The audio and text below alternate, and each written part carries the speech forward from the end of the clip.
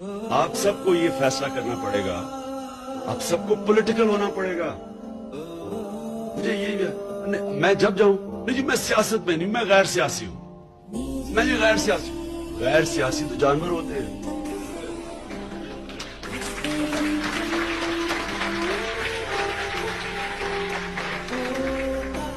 आपने national geographic या animal planet देखा होगा, हजारों हिरन खड़े होते हैं।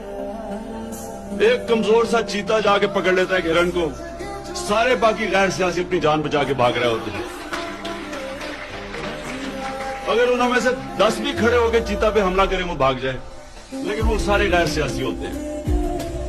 ये कि आपके मुल्क में जुल्म और नाइंसाफी हो रही हो, गरीब बेचारा मर रहा हो, खुदकुशियां कर रहे हो लोग, नहीं हम गैर सियासी, हम नहीं कुछ करें। ऊपर आपके सारे मुजरिम हुकूमत कर रहे हो, हम जी गैर सियासी। एरिस्टोटल ने 2500 साल पहले कहा, उसने कहा अगर माशरे में जुल्म और नाइंसाफी होगी, हर शहरी सियासत में हिस्सा लेगा। फिर उसने क्वालिफाई किया, स्वाय 2 तबकों के, एक बुज़दिल और दूसरा खुदगर्ज, कि जी मेरी फैक्ट्री ना खराब हो जाए।